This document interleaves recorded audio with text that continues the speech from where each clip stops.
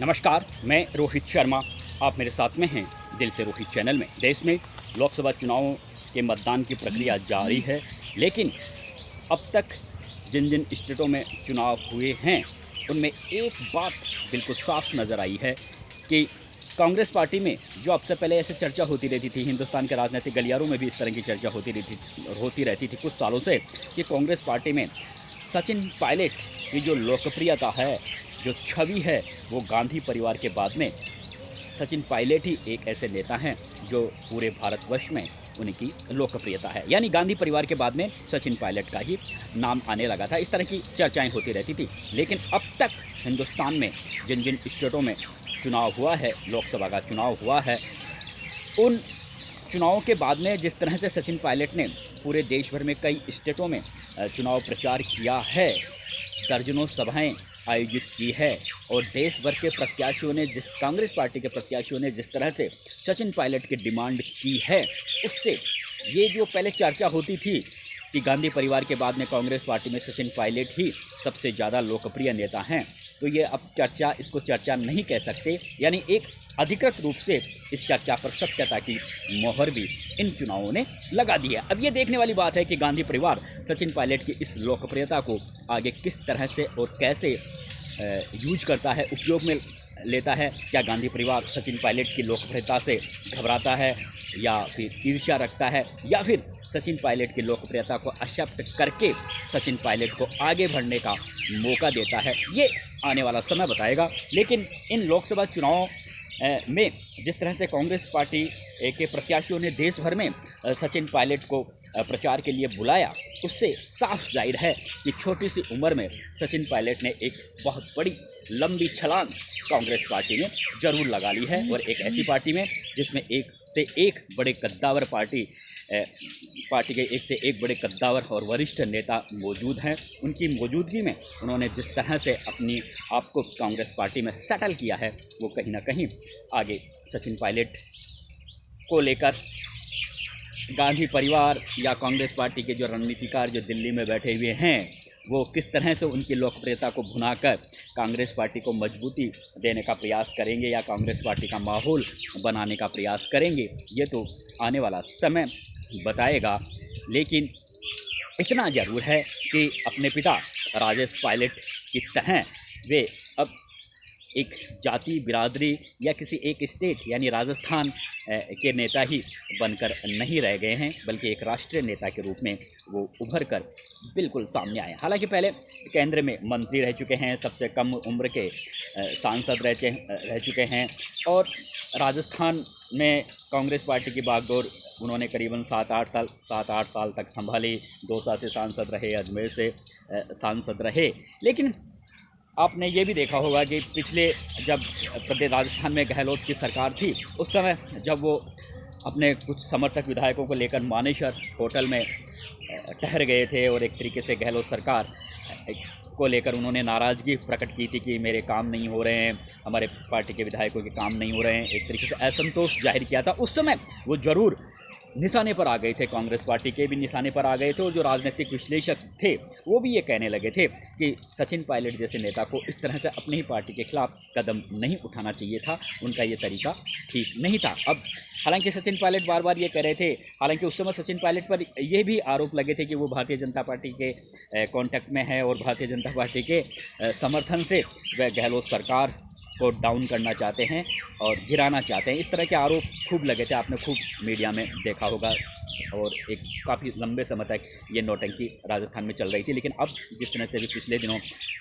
पूर्व मुख्यमंत्री अशोक गहलोत के OSD लोकेश शर्मा ने ही जिस तरह से अशोक गहलोत के कई तरह के राज उगले, फ़ोन टैपिंग का मामला किस तरह से ज़ोर शोर से उठा था, और जो समानांतर बैठक बुलाई थी सोनिया गांधी के निर्देशों की अवहेलना करके, शांति धारीवाल, महेश जोशी, धर्मेंद्र राठौर जैसे नेताओं ने जो मामला हुआ था, उसको लेकर जिस तरह से लोकेश शर्मा ने अपनी स्थिति स्पष्ट की, उसके बाद में ये बात तो बिल्कुल क्लियर है कि सचिन पायलट एक साफ मन से वहाँ पर मानेसर होटल में गए थे। हालांकि उस समय मैं भी एक ऐसा मैंने भी अपनी प्रतिक्रिया व्यक्त की थी कि सचिन पायलट जैसे नेता को अपनी ही पार्टी के खिलाफ इस तरह का कदम नहीं उठाना चाहिए। लेकिन अब जिस तरह से सारे मामले ओपन हो चुके हैं, उसमें एक बात बिल्कुल साफ आई है कि वो कोई अच्छी मंशा से मानेसर होटल में गए थे।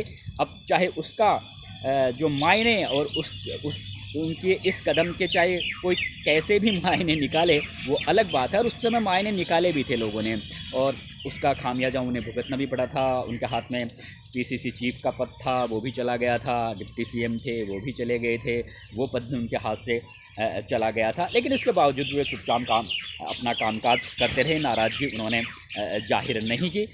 और दूसरी तरफ अशोक गहलोत उनके लिए कई तरह के असभ्य शब्द का इस्तेमाल करते रहे। खैर, ये बीते ज़माने की बात हो चुकी है। सचिन पायलट में एक सबसे बड़ा गुण ये है कि वो किसी एक जाति के नेता नहीं रह गए हैं। और ये अभी लोकसभा चुनाव में जिस तरह से देश भर के प्रत्याशियों ने, चाहे वो राजस्थान हो, मध्य प्रदेश हो, केरल, आंध्र प्रदेश, महाराष्ट्र, छत्तीसगढ़ के तो खैर वो प्रभारी हैं, राजस्थान और छत्तीसगढ़ के तो वो स्टार प्रचारक थे। कई सभाएं उन्होंने आयोजित की थी। लेकिन जम्मू कश्मीर में भी उन्हें बुलाया गया चुनाव प्रचार के लिए। वायनाड से जो कि राहुल गांधी चुनाव लड़ रहे हैं, वहाँ से उन्होंने प्रचार किया। आंध्र प्रदेश में प्रचार किया, केरल में प्रचार किया, महाराष्ट्र में उन्होंने प्रचार किया। और लगातार उनकी डिमांड प्रत्याशी कर रहे हैं। तो और सबसे बड़ी बात यह है कि जाति के आधार पर अक्सर यह देखा जाता है कि जहां पर जिस जाति के वोटर ज़्यादा होते हैं, वहां पर उसी पार्टी के नेता को प्रचार, बड़े नेता को या लोकप्रिय नेता को प्रचार के लिए राजनीतिक दल भेज दिया करते हैं। लेकिन सचिन पायलट को अभी जिस तरह से लोकसभा चुनाव में कांग्रेस पार्टी की ओर से उन्होंने प्रत्याशियों का प्रचार किया, उसमें जातिगत वाला कोई बात नहीं थी। यानी आप सबको पता है कि पूरे देश भर में गुर्जर समाज के इतने कोई ज़्यादा वोटर भी नहीं हैं। कुछ स्टेटों में ज़रूर कई सीटों पर थोड़ा बहुत प्रभाव रखते हैं अलग।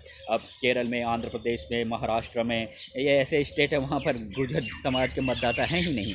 तो लेकिन वहाँ पर उन्हें बुलाया गया। तो ये बिल्कुल क्लियर है कि जो युवा मतदाता, लगातार युवा मतदाताओं की संख्या बढ़ती जा रही है।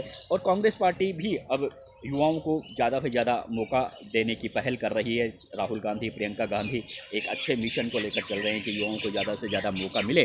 तो उस स्थिति में ये ज़रूर है कि कांग्रेस पार्टी, सचिन पायलट एक ऐसे नेता है कांग्रेस पार्टी में जो युवा आइकॉन के रूप में तेज़ी से उन्होंने खुद को स्थापित किया है। हालांकि पिछले कुछ समय से उसका वो लगातार, उनका जो पायदान है लोकप्रियता का, वो लगातार बढ़ता जा रहा है। उसकी वजह यही है कि वो अनर्गल टिप्पणियां नहीं करते, विरोधी दलों के नेताओं पर भी अनर्गल टिप्पणियां नहीं करते, और जो सभाओं में वो तार्किक ढंग से अपनी बात कहते हैं। उनके जो भाषण होते हैं वो पूरी तरह से धर्मनिरपेक्ष उनके भाषण होते हैं। अगर कोई मीडिया पर्सन उनसे इस तरह की कोई सवाल भी पूछता है तो वो बहुत ही अच्छे ढंग से और बहुत तरीके से सवालों का जवाब देते हैं। और अपने चुनावों की सभा में वो कोई ऐसा आपत्तिजनक शब्दों का इस्तेमाल नहीं करते विरोधी दलों के नेताओं के लिए, और बहुत ही तार्किक तरीके से वो अपनी बातें कहते हैं।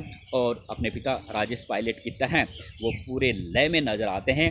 जिस तरह से राजेश पायलट भाषण की शुरुआत राम राम शब्द से किया करते थे और भाषण का अंत भी राम राम शब्द से किया करते थे, ठीक उसी तरह का सचिन पायलट का भी लहजा है। यानी उनका बोलने का तरीका, उनका सौम्य स्वभाव, उनका तार्किक तरीके से मीडिया पर्सन के सवालों का जवाब देना, किसी पर अशोभनीय टिप्पणी ना करना, चाहे विपक्षी लोग उन पर किसी भी तरह की टिप्पणियां करें। हालांकि विपक्ष के नेता भी उन पर कोई इतनी ज़्यादा टीका टिप्पणी नहीं करते। ये बात अलग है कि अशोक गहलोत जैसे नेताओं ने उन्हें नकारा निकम्मा शब्दों का इस्तेमाल किया, लेकिन उसके बावजूद भी सचिन पायलट ने उन्हें अपने पिता तुल्य माना और उसका पलट कर उन्होंने इस तरह से कोई जवाब नहीं दिया। तो ये उनका जो अनुशासन तरीके से वो जिस तरह से उन्होंने अपना बर्ताव दिखाया है, बिल्कुल सरल सौम्य तरीके से बातें करते हैं और बिल्कुल तार्किक ढंग से वो अपनी बातें रखते हैं। तो एक जो देश भर के जो युवा हैं उनमें कांग्रेस पार्टी में ही नहीं बल्कि अगर कोई भारतीय जनता पार्टी का भी कोई युवा नेता है,